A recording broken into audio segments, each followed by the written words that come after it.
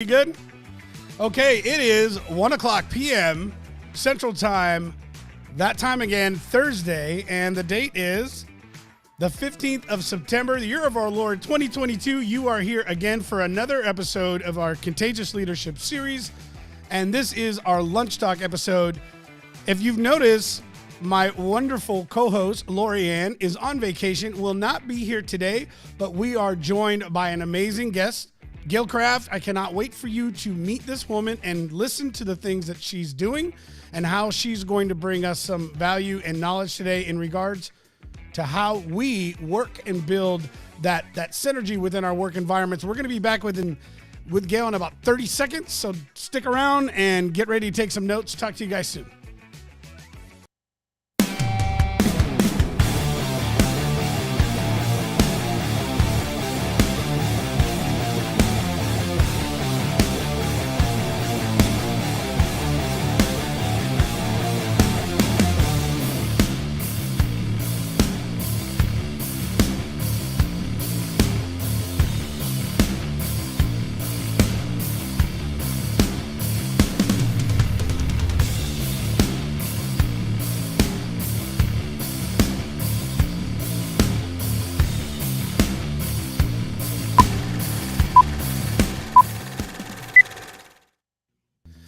Gail, welcome. Welcome to Lunch Talk. Welcome to the program.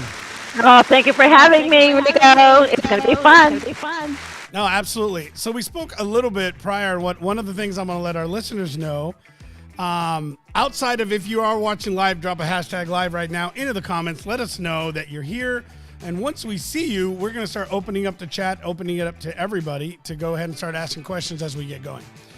But as we move into this, Gail, you and I were speaking a little bit, and one of the things I would say I enjoyed was that I said, look, Gail, I want to ask you questions, but I don't want to dive into this too much because I really love these interviews and these lives to be very authentic. And you said something in response back, and it was an F word. Can you share with me? And share live right now with all of our audience. What was that F word? We're going to talk about the F word, and the F word is flow. Flow. Awesome. Okay, well, it's a different F word, but it is a four-letter. It is a four-letter F word. I think that's pretty great. Hi, Gail. How you doing? Okay, so I'm going to share just a little bit about you from what I know, but I want you to get into it and tell our listeners and help me out with this because you empower, right? You empower your clients within their businesses and individuals within their careers. Now, I want to understand, what does that mean? For what?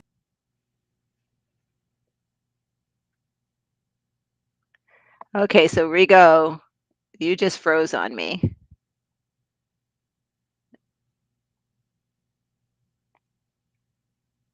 Oh no, Rigo.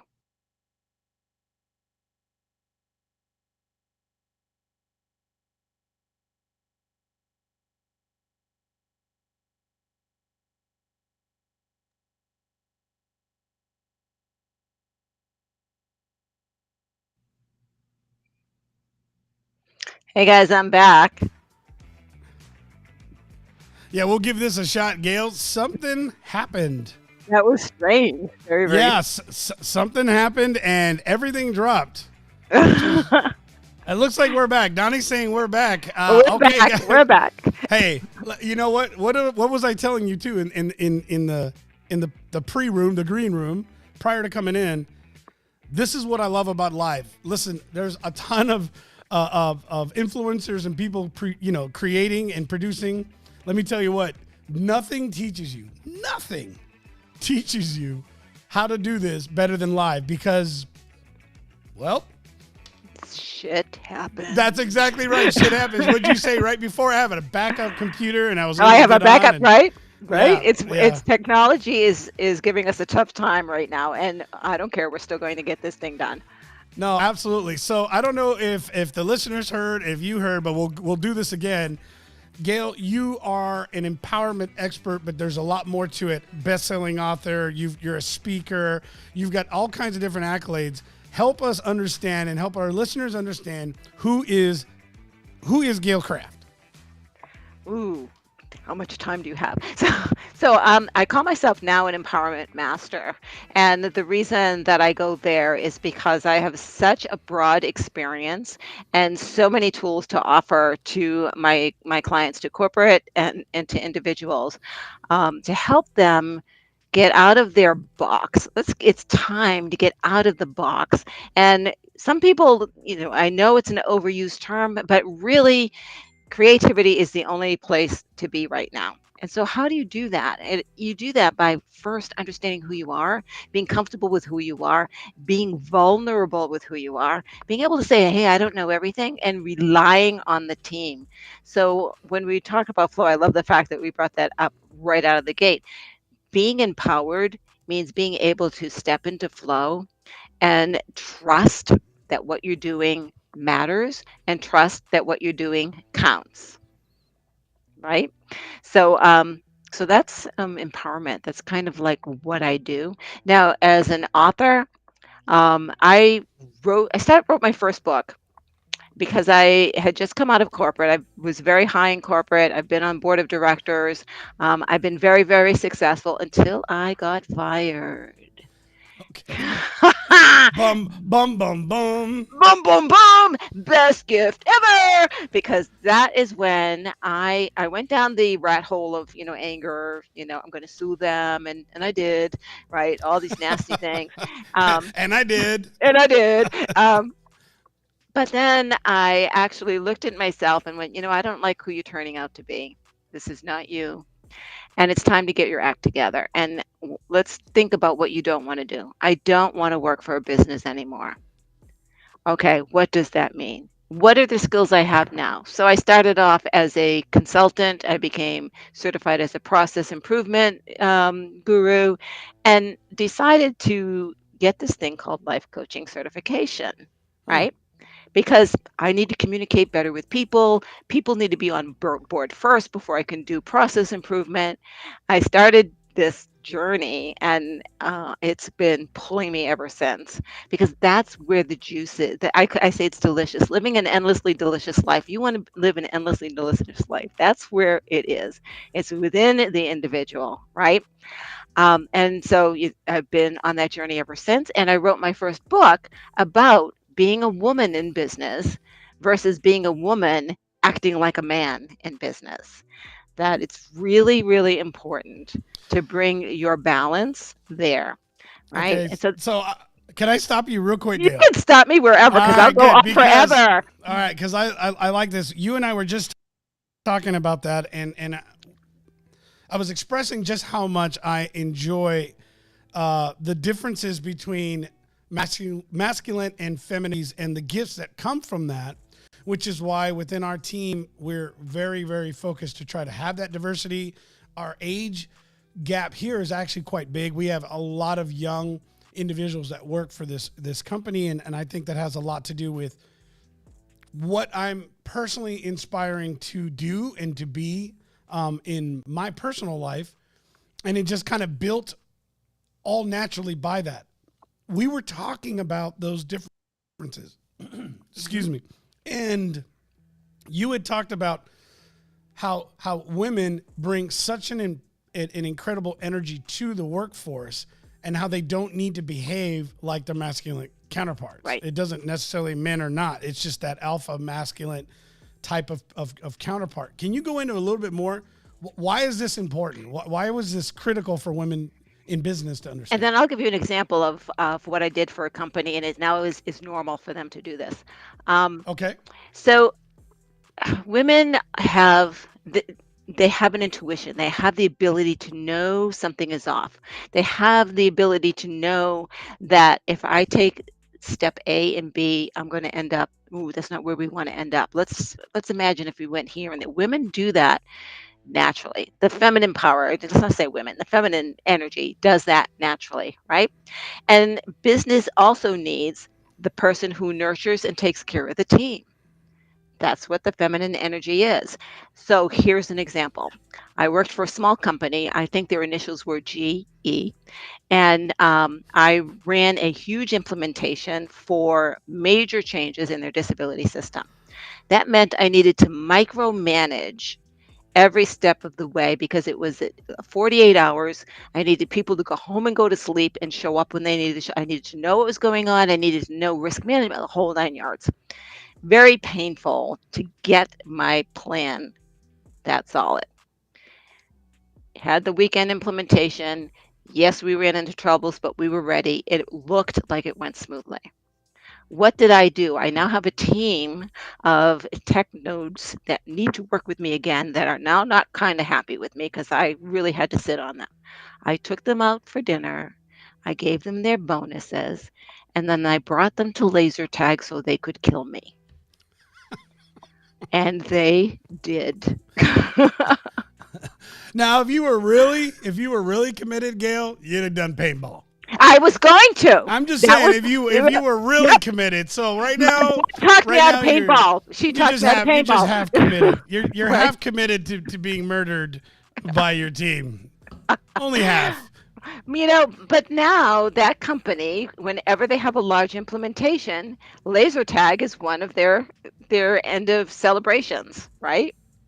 Because it lets off the steam, right? I So love it. it I and love why it. did I sat there and I'm like, I adore these guys, by the way. I love programmers. I love techie guys because they are this generation's creatives. They create and they have to be able to think out of the box and they have to deal with problem after problem after problem to solve, right? Yeah. And so it didn't seem like I adored them when I'm telling them, okay, so this is going to take an hour and a half. Do I give another half an hour? Okay, who comes in after you? Okay, so are they going to be home? What's their phone number? Okay, that right when you're doing that kind of micromanagement of a creative, they're feeling like you're smothering them. They don't feel creative anymore. They feel like they. I know I don't like being micromanaged. I'll give you another quick example. Again, another small company. It was called John Hancock. And in this company, I was managing a couple of teams. And I had this person who worked for me who loved her job. She was excellent at it. She came in with a great attitude. She was a team player. It was a pleasure to have her come in the day, every day. I noticed that she's sitting at her desk and she's really not quite as chipper as always. So I called her in my office. I said, listen, is there something going on? Is there something I can help you with? And she said, well, it's personal. And I said, well, will you share that with me? Now, I had built enough trust that she shared with me, I'm looking for another job. And I said, I thought you loved it here. And she said, well, my boyfriend and I moved in together. We can't make ends meet. I have to get another job. I don't want to leave, but I feel I have to leave. So I offered up, I said, ask him if he's comfortable with me looking at your budget. And if I can find holes where you're leaking, will you stay? They were leaking all over the place, and she stayed. Now, that is a mental health issue. She was stressed and she was going to leave. She was depressed because she was leaving someplace. And I was going to lose an excellent employee. Why would I want to do that? Right. So it's something that probably the male energy wouldn't notice, Mm. but the female energy does and will act on it. Right. It's interesting, Gail. We had this conversation where we've got a couple other programs that we're putting together, and right now there's a real a sincerity looking at a lot of different industries where the workforce is having a difficulty ramping up to meet the need. And in some areas, there's plenty of industries right now that are looking for talent. And there's a lot of companies that are in that place. Like, if you've gone out to eat lately, anytime, there's always signs everywhere. Please be patient with us, all right? Because we're understaffed. Everybody is looking for talent right now. And I think over the last couple of years, people have had a lot of opportunity to rethink. And it doesn't necessarily, it's not coming with a bad indication. I think a lot of people are rethinking what they're going to do. And I think there are some negative aspects to what's going on as well. But to get to the point here is when you see what's happening in work environments, and we talked about this with our last guest, was it last week where we talked about the quiet quit, right? This quiet quit that's happening. I think this has a lot to do with the mental stability of the individuals in what they're going through. There's hybrid environments. There's, remote environments. Being a person that has years, literal years of experience traveling on the road, moving from state to state, city to city, because of my career and my job, having to uproot my family every 1.5 to 2 years, you come to realize there's a massive need for this within employers. And the topic came up as we were discussing this, Gail, which was, as a company, are we doing a disservice when we reach a certain level of size? Why do we not have certified counselors or even like practitioners that are within the therapeutic side of helping individuals process? Because there used to be an old saying, Gail, right? Keep your business and personal life separate. That has always Impossible. been the biggest load of bullshit I've ever heard in my life. Well, look at that example that I gave where, she and her boyfriend were having financial issues, right? That affected her business performance, right? Of course it does, and vice versa. So flow is my latest thing, and I'm actually, doing a talk in a few weeks on flow, the flow formula. And when we think about flow, we can look at it from a bunch of different perspectives. L- Things are about to change dramatically in the business world as well as in life in general. And I say this because there are large companies, and I won't name them, but I know who they are because I've talked with their employees and with their higher ups, who are insisting that people get their seats back in the chair. Hmm. And they're using the excuse, justification, that creativity doesn't happen when you're in remote. Yet for 2.5 years, there have been no problems with creativity. Here's the issue: I have this real estate with a chair that's empty.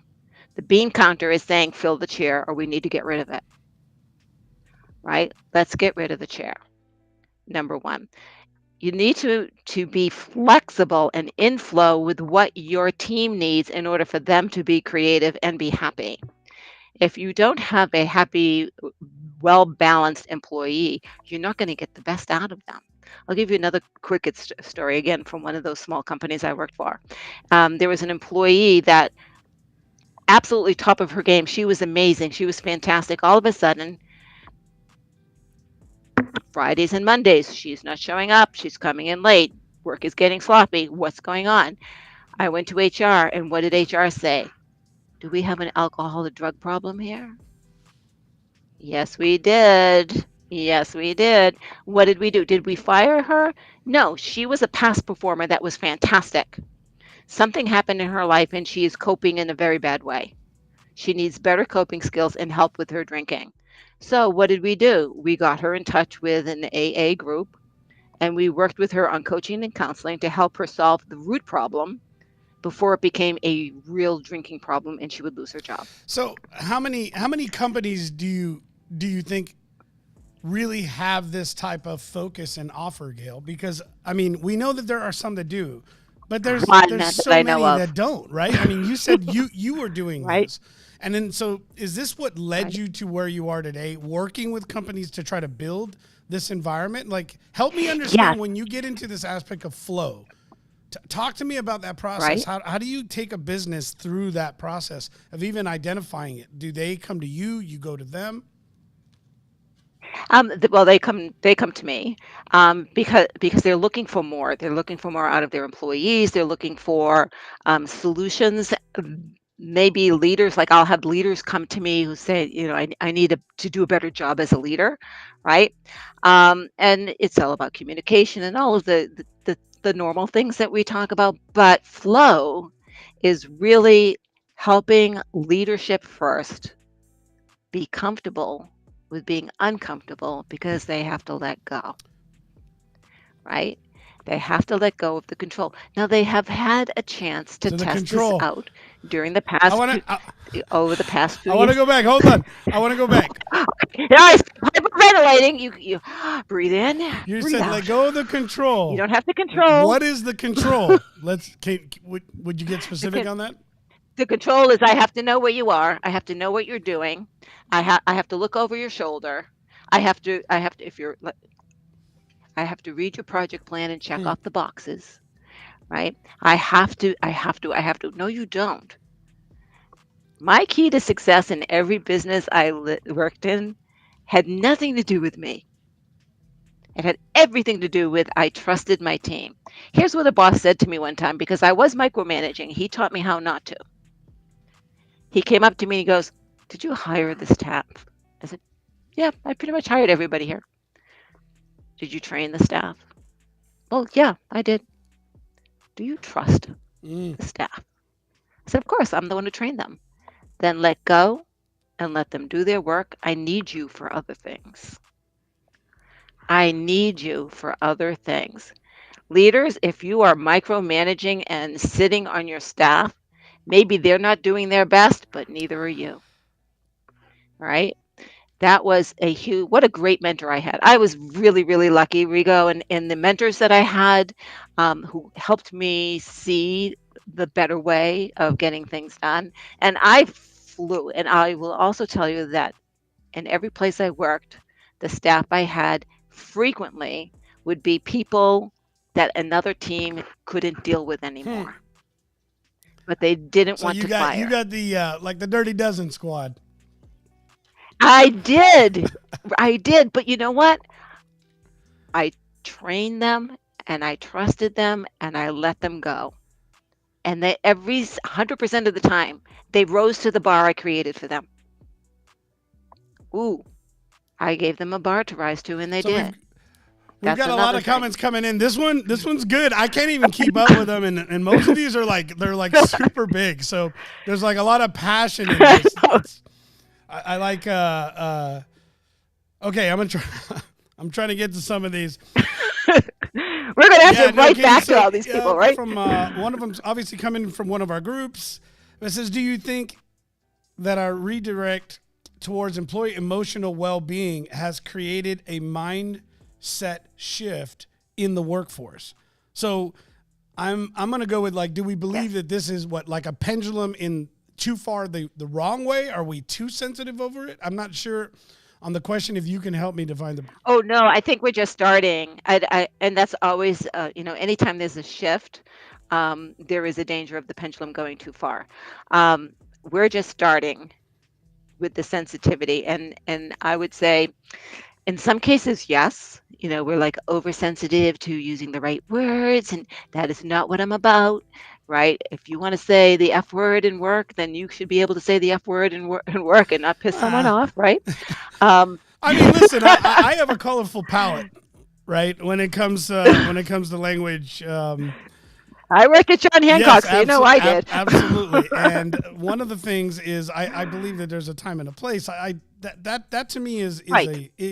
I think it's a very irresponsible and immature attitude, right? Because in certain environments, why would you create hostility where it doesn't need to be? Right. There are elements though Right. that I do believe that shouldn't be infringed. I worked with a company that uh, would it was for them it was an issue that I had tattoos. Now every company has listen, it's your company, right? But we're talking about Right. an era now where a lot of folks within my generation, Gen X, and then the millennials behind us, many of us, tattoos are different, and they don't hold the same thing. Now, if I'm customer facing and they have a problem with that, I get it. But if they hire you, and then they wanted me to use makeup to cover it up, and I said no. Let me explain something. No. Either hire me or don't. If you hire me, Right. this is what you get. If you don't, it's your business. You Right. do what you want. But if you want me, then you're accepting the fact that, yeah, there's a tattoo I have here when I was 19. Most people don't even see it. You can't even tell I have one on my neck. right? I know. I worked with a woman that was very high up. This is when I was consulting, very high up um, in the financial end of her business. So usually the bean counters are very conservative. And she always wore a suit buttoned up. And she's a gorgeous woman. I'm like, can I ask you what's going on with this all the time? On her back was this ferocious dragon whose tail came around her shoulder and down her neck and between her Mm. breasts. It But was she kept it. gorgeous, She kept. but Got it. Got it. she couldn't, right, right, right. And so, um, because of the place that she worked and she chose to work. Now she could find a job in a company where that would Acceptable. have Yeah. been accepted. Yeah, yeah, and so you need to find your tribe, right? Such a good. It's such a And good that's word. I Such a mentioned good that word. I love that word. The company that I got fired from, day one, I knew was not the right place for me, but I stayed because I didn't have what it took Yep. to leave, Isn't that funny sometimes how right? that happens? It really does. Sometimes sometimes you need the help. You need to be forced through it. Gail, we have Yeah. another Gail.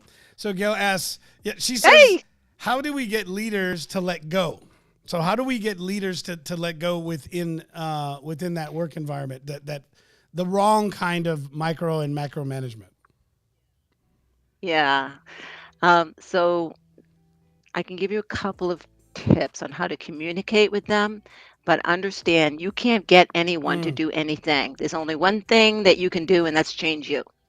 It's the only thing in this world that you have control over is your own reaction and response to something. So I know for me, when I'm micromanaged, I choke. I cannot function and I don't do well because now I sit there and think, well, why did you hire me to do this? You're the one doing it. You're telling me what to do, so why don't you just do it? And right, it's time that you're spending to tell me what to do. Um, so I would leave. That would be me personally. I don't suggest that. I don't suggest anyone leave a job. You need to pay the bills. But you can turn around and say, is there something that I haven't learned or don't do well that you need to explain to me to go over this? So if we had some specifics, I actually had a client, a leader, that we wrote out scripts. We literally sat down and said, here are the comments that I'm getting from my staff. I said, okay, let's write out a response from your perspective that is meaningful, helpful, and not judgmental, that is constructive and will bring your staff to the next level. But this is a leader that wants to. A leader that does not want to, I'm telling you, that place that I got hired, the leader responsible, um, based on his culture and his background, I knew there was no hope. He felt women were beneath him, and there was nothing I could do and that's about an that. unfortunate situation, but you nailed it with the first comment, Gail, which is you can't do anything Right. to force anybody to do anything. We were just having this in our training this morning with our clients. You know, we do a daily training helping our clients understand how to create attention and how to develop that digitization of their reputation using online presence. So this is what we do. This is how we help our clients, and this is a passion of mine because I love networking and I love being able to do it like on a platform like LinkedIn, just like I do in a live setting. Nothing replaces real people, but understanding how to communicate is super important. And we have these people coming into the class, and I said, look, it really is up to you to make it. You're paying for it. If you don't take advantage of this, it's your loss. I cannot force you to want to learn and want to change. This goes with anything we do, right? In our life, if we're looking for a change, not every solution is going to be simple. In fact, most solutions are going to be difficult. I'm assuming, Gail, they're going to They're be going to be hard. And hard. Gail, I'm assuming that when you're in the wrong workplace, recognizing that you're not with your tribe, making that jump to leave is not easy, but you can't force a leader to become a leader. A leader has to want to be a leader. Right. They have to understand what that means. So I wrote down communicate because you mentioned that, and that is like the second step of the flow formula. And I have that not under communication, but under intention. What is the intention of what's going on? So you could probably, I mean, I if today. with the awareness that I now have that I didn't have 20 years ago, right? Um, Given that kind of situation, I would sit there and go, what kind of pain is this person under that they have to control me because they're not controlling something else in their life? This person is in agony and they're taking it out on me. So it has nothing to do with my performance. It has nothing to do with the work that I do. It is not even necessarily personal. It is their pain that they're transfixing on me. Um, I'm sorry that they feel that way, and there's not much I can do about their pain unless they want to pay me to coach them, and I can help them through that. Hey, Um, we all got bills. We all got bills to pay. we're all good bills to pay. So I'll give you a more recent example. So I belong to a group of other coaches. It was a mastermind group for a while. And there was one in particular who, for some reason, he didn't like me. Well, guess what? Not everyone's going to like me, and I'm okay with that. However, he verbalized on Facebook um, many untruths, specifically aimed at what I do. And my first response was not a happy, anger. My second response was, what kind of pain is this man in that he has to put something like this out on Facebook rather than pick up the That he phone and needs to call me, attack. Yeah. right? Um, and I couldn't even respond to it because it had nothing to do with me. And if you can get to the point where you look at the pain that someone else has, that they're projecting onto you, and realize it has nothing to do with you, you now stop the resistance, right? You stop the conflict, you stop the resistance, and they have no choice but to go in a different Yeah. path, right? Because you're not, and I will say, stop feeding the fire, right? If you don't feed the fire, it will die out, So, Gail, break me down on this flow again. You were starting to give us steps, and I didn't catch that right? till the second part, by the way. So, if you want to go back, let's Right. go So back the to it first, again. And are we acronyming this? Is it FLOW, or is it just steps to it? yep. Well, it's the Okay. flow formula, right? And the flow formula starts off with your physical body. So I will give you that first one. All right. So if you want to change your state, so to get into flow, you have to change your state. The quickest way to change your state is to change your physiology. How do you change your physiology? Well, here's an exercise. I'll give you two. One is if you stand up with your feet shoulder length apart and your shoulders back, right? Chest out, and you breathe deeply and slowly and just breathe. Hold your head up. You have no choice but to be in a more positive, more productive perspective. You can't feel bad when you're standing Isn't that that way. You interesting? can't. I will do that if I'm crying. Sometimes I have to pick my head up a couple of times, right? But then I will stop and go, okay, so now what is actually going on here? Now that I'm, taking control of the emotion, not squelching it, but now I can look at it. And if you want to get into a more creative, intuitive flow or state, there's a breathing exercise. Now, we all heard breathe in through your nose, hold it, breathe out through your mouth. That's great for cleaning your body. Now we want to clean your mind, right? Breathe in through your nose, hold it for a second, breathe out through your nose. In through your nose and out through your nose. That's all going to head. That's all going to your head. And as you relax, your brain says, oh, I am no longer in fight or flight. Things are pretty cool right now. I'm safe. I can now spend my energy getting creative. Huh, what's the problem I'm trying to solve? So when you can change your physical state, your brain can relax and become creative and intuitive. That's flow. Very simple flow. So you can get into flow by yourself. The second part of flow is all about your attitude. What's your intention? If you have an intention to micromanage and control, that is not flow, right?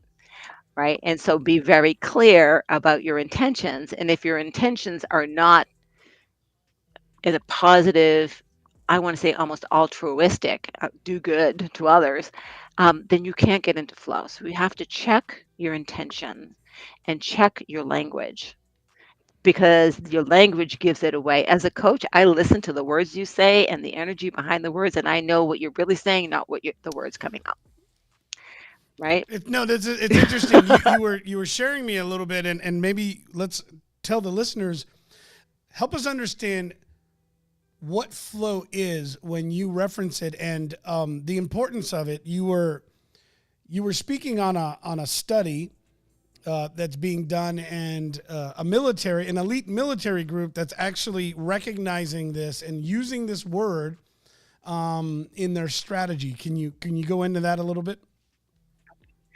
I'd be happy to. So this is from the book, and it's called Stealing Fire. Chapter 1 is all about the Navy SEALs. Navy SEALs is an elite arm of the Navy. And the reason why they're elite, one of the things that they do is they spend millions of dollars looking for the one person who can be part of their team who gets into flow. And the reason being is that when they're on maneuvers, there is no team leader. There is the team, and they move as one. And sometimes one person will be leading and another, and then switch over to another. They just need to know who sees what and where they're going because of what they're seeing. And decisions are changed and made while they are in flow without saying a word, because they become a They unit. become one flow. Yes, Yeah, they become an yeah, okay. amoeba. Yeah, And so yeah. in recognizing this within a team environment, would this be like that kind of, I think in a creative space, this is probably easier to see. So for I'll give you okay, another please, by all example. means, yeah, let's do it. I Okay, love I example love for the me. examples, I Gail. get Bring them on. Yes, yes. okay. So I had a team whose responsibility was to be creative with solutions in the company, right? What did I do with this team when it was time for strategy sessions? We would get a room, have pizza brought in, and we would play Pictionary. They whatever they wanted Pictionary, but the point is we would play a game, and we would be laughing and joking, and tears would be coming down our eyes, right? Because it was ridiculous what we did. And when we were done with playing Pictionary, we sat down and did our strategy session.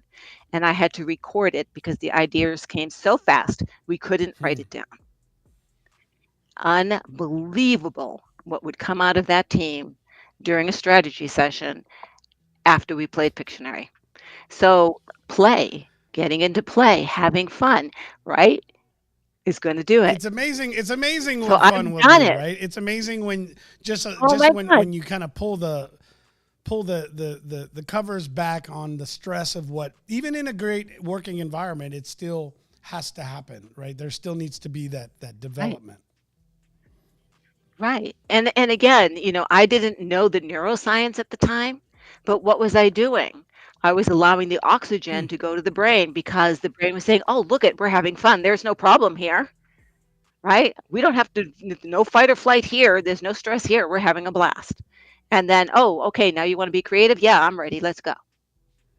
So in the Pretty process of easy. flow, when you're working with your clients, so I'll give you, let's use my business as an example. Okay, so we have a creative team, we have project managers, we have designers, we have business managers. So we have people that are trying to keep all of the chaos together, communicating with all of our clients, working with them and scheduling all of their content and working within their pages. And there is a lot of strategy and creativity and a lot of learning. We have to do a lot of continuously You have to educate pivot all the ourselves. We time. have It's to, a right? it's a daily thing. Because if Yeah, we don't stay educated, then we don't know how to stay in front of the curve. So you're looking at a team that right. needs to be very dynamic, very quick, very fluid. We could have a plan and tomorrow it changes because tomorrow all of a sudden half of the country won't allow people to visit buildings again, and here we go, we have to come up with a whole different strategy for our clients. How would you work within a group like ours in understanding and pinpointing what is stopping flow. Where would you analyze? Obviously within the leadership. I know where that's going. But okay, Right. but I want you to, No, yeah, all within the let's, team. Well, yeah. within the team. Mhm. So, I had a client when I was living on the West Coast, and I was working with him because he was a new leader, helping him understand how to let go and how to lead. And he had one individual who will never get into flow, right? That was his problem. Everyone else, we were able to get there, working together, supporting each other, getting egos down, right, out of the way, and wanting to support each other. It's almost like an agile process. Scrum. I'm a Scrum master too, so I totally understand that. Um, and he had one person who just was so fearful of his security in that company, didn't join the flow. And he fought it and he fought it. And I said, you need to learn how to fire somebody. And let me show you how to do that from the heart. I'll give you another example. It's a good thing that I've done this stuff, right? It makes my Um, show easy. yeah. Keep it coming, Gail. so, and this guy I didn't fire. I mean, I've had people that I have fired.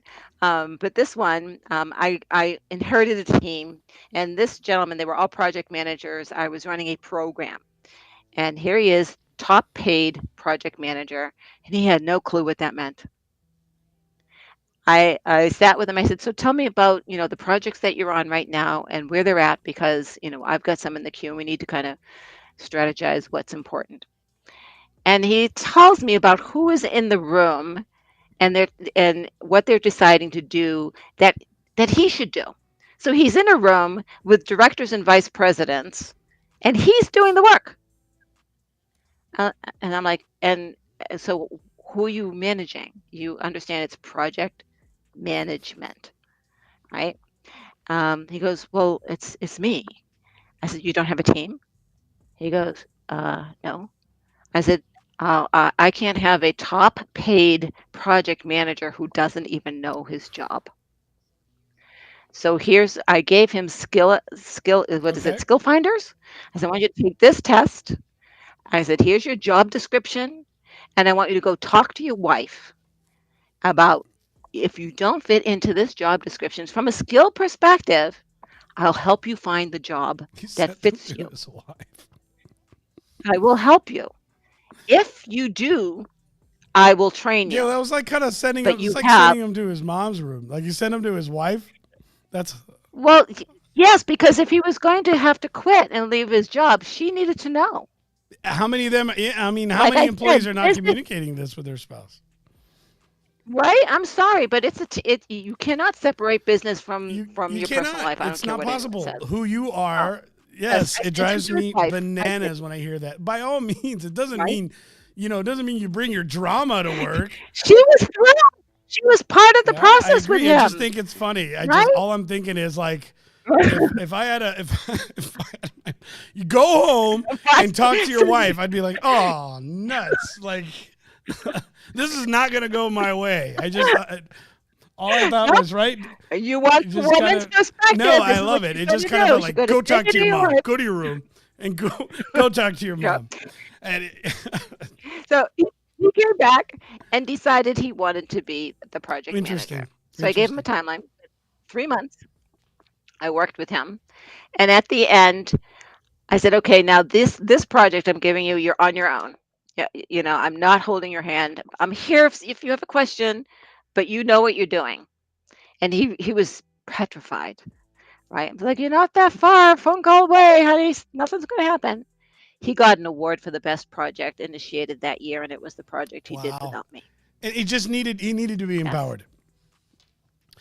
Yes, And that's you know what? empowerment. And unfortunately, in a lot of our work cultures now, and even just even with a lot of companies really trying, I do think there's a lot of folks out there trying. They're trying to create Yep. that environment. We we still have a tendency. I mean, we've gone through this. I had this conversation with you, Donnie, last night. That I've had to watch certain things that we're doing not go as well as I want. But what's happening is I'm also gaining a freedom I never had. in particular, Gail, I had just taken our first family vacation in nearly a decade. Yeah, true Oh my story. God. Actually, a little more. As your coach, Yeah, it was I a would little have. more than a Oh, decade. A yes. little Me more. It too. was we were way. Our family is way overdue, and unfortunately, some of our Right. older children didn't get to experience the time because they're already gone and out of the house. But Right. I've not been able to do that because I chose not to allow myself into roles where I would allow my team to fail. I would always step in, and then as I built my own business. And we're nearly 5 years in. We've had to learn that, and we've hired some excellent, excellent people. And our team is Yeah. good, and they're learning, and they care about what they do, and they love being a part of this team, as far as I know. At least the last time I checked.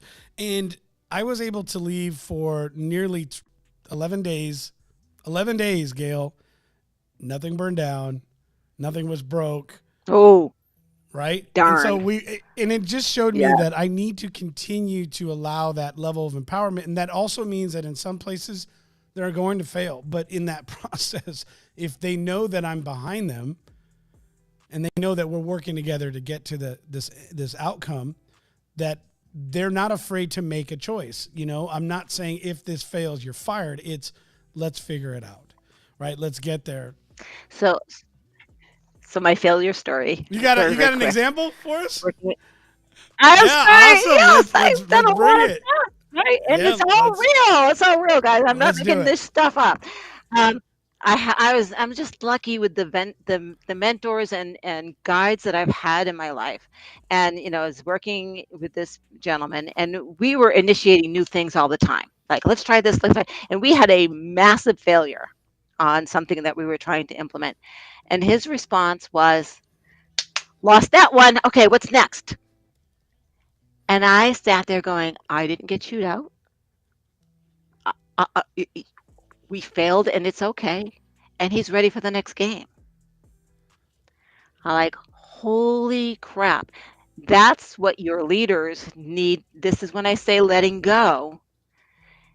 It's not crap, we failed. It's like, what are we going to do to make it better? And what are we going to do differently? And where do we go now? It's over with.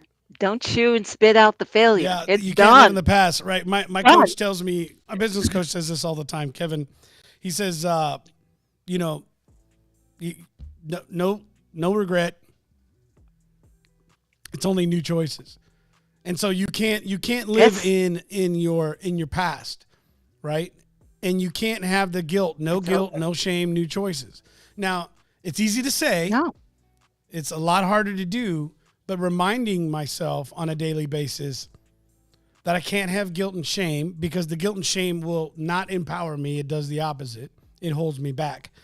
Right. And unless I understand that I can only change the course of my life by new choices, then my new choices will be the representation of if I really want that change in my life, because Right. that's what you have to do. Now, there's going to be a lot of work to that too. Right. If you want something that's of value Right. at any level, it comes at a cost. Nothing is free. Despite what everybody thinks, there is nothing. There's no free education. Oh, There's no free anything. Everything has a price. Just nope. take a look at your Everything has taxes. a price. Everything has a price. Talk about, we're going to go and hit Yeah, IRS I now. already told you I was on for 2.5 hours and got nowhere. Just trying to get an appointment. Right. Stupid IRS.gov baloney. Yes, thank you. Thank you, Dan. So we got there was a comment that came in and I thought it was really great. Katie put this out. You can't see it, but why are we disempowering our workforce and telling them that they need help in order to be happy? Why are we not supporting them to identify goals, intentions, personally and professionally, that inspire them to take action necessary to put them in and I'm going to see if I can, in a space, so mentally and physically, to accomplish those? So can we often be the problem when we try to solve problems for others that they can solve themselves? So I think there's two parts to this. So why are we... Yeah, There's why a are lot we there. disempowering? Mhm. So, Katie, you're going to have to give us a minute on this. By the way, good to see Katie Right. back. Yeah. Anyway, she was a big fan of our other show. But why are we disempowering our workforce and telling them they need help in order to be happy? You want to answer that one first? Um, yeah, it's all fear-based and control, right? I mean, it's again, I don't want to be too simplistic, because each individual case we need to get, unpack and get underneath the covers as to what's going on. But on a broad scale, um, fear, shame, sadness, guilt, there's all the reasons why we have to control in order for us to feel safe, right? In order for us to feel okay. So there's an individual or even, a culture. Is it an organization is culture is like an individual, will feel safe when they have the power. And that's one of the things that happened during the 2-year shutdown is a lot of people felt disempowered and they felt disillusioned and they didn't know what to do with themselves or their choices anymore, right? Because they had been disempowered for so long, they didn't know how to make choices. Some people don't know how to make a choice, right? Some people don't know how to dream. I had a client one time when I said, "Well, can you imagine what did you imagine as a child that you wanted to do if what you're doing is so miserable?" I never imagined as a child. I always knew that I was going to take my father's business over. You never dreamed of being a fireman or a policeman or a cowboy? Nope, never I dreamed. mean, some of us. I dreamed of Holy being crap! 6 foot. I gave. I That gave you up. had a dream. There's dreams and there's reality. You Yeah. had a dream, No. right? Tell Right. I had a dream about being blonde. I wanted to be a California blonde. I got to the California and the blonde didn't blonde didn't happen. happen. So now the other part of that question, which I thought was really great, uh, that Katie brings up. And by the way, Katie, there's more yodeling pickles, where that one came from. Inside. You gotta be part of Hmm. the cool club to know what a yodeling pickle is. Okay, I'll get there soon. But the other part of that question I thought was great is: are we as managers, are we as employers, as business owners, as leaders, as mentors, are we doing more harm than good by not allowing the learning process to happen? And I actually think there's probably an element to that, Gail, that needs to be identified first, right? Because obviously we could Right. harm, but we could also harm by not getting engaged, right? Absolutely. So you want to answer that one for us? Yeah, yeah. Again, not something that can simplistically be answered, right? Because every case and every individual is unique.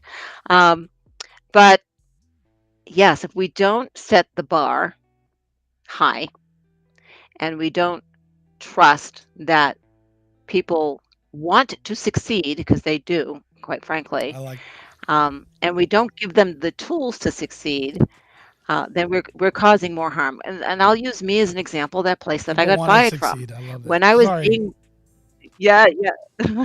When I was being micromanaged, I threw in the towel. I'm like, "Well, this particular vice president brought me on because I kicked butt on the last project that no one else could get off the ground. And he wanted me to do the same. He literally said, I want you to do for this project what you just did for that one. And then micromanaged me. How can I possibly do what I did in the last project when you're the one sitting on me? Right?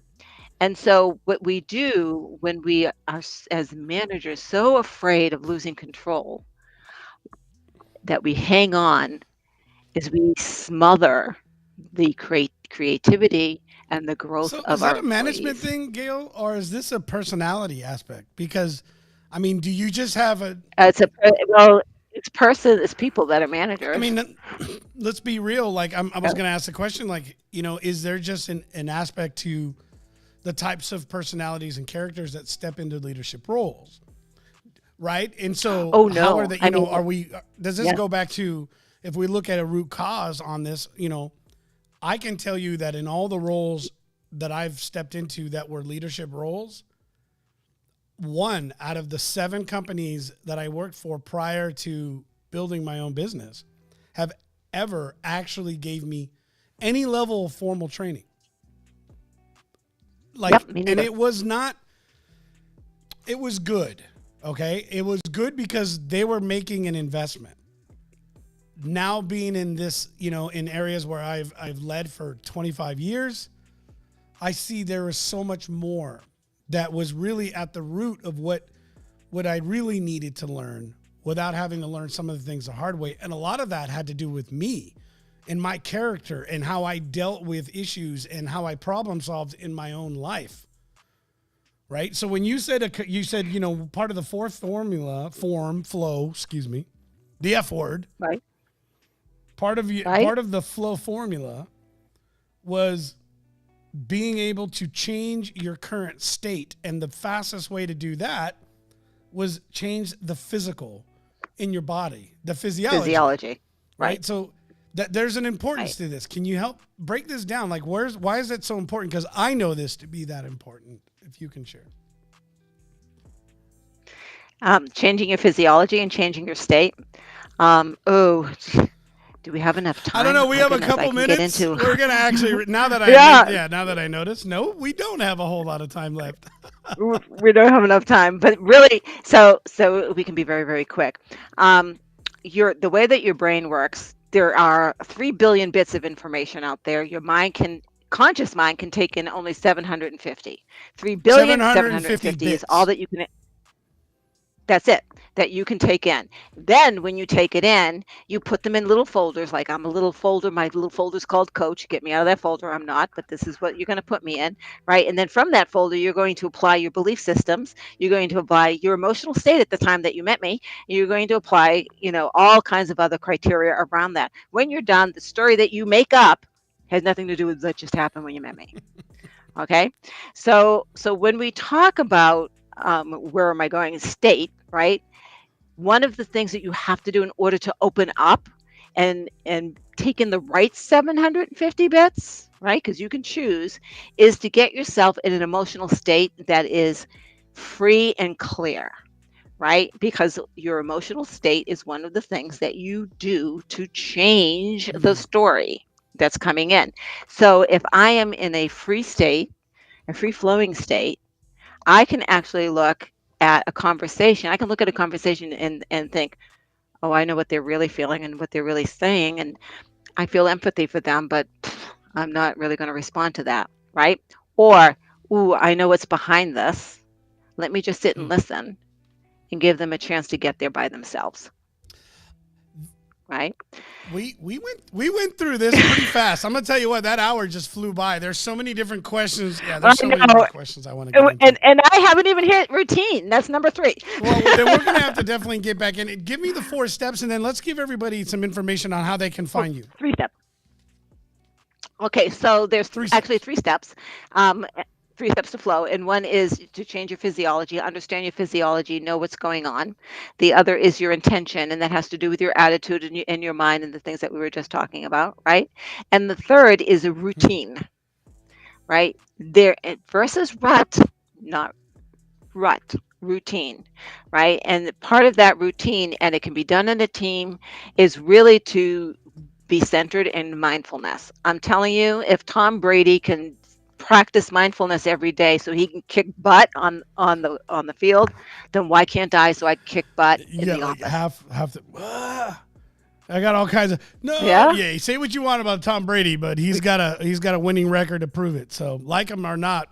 Yeah. Right. Yeah, he does. And that's what he does. And I can go through a list of other people who spend mindful moments, right, in the morning. But it's, the routine is, what are you eating? Are you exercising? Are you being mindful?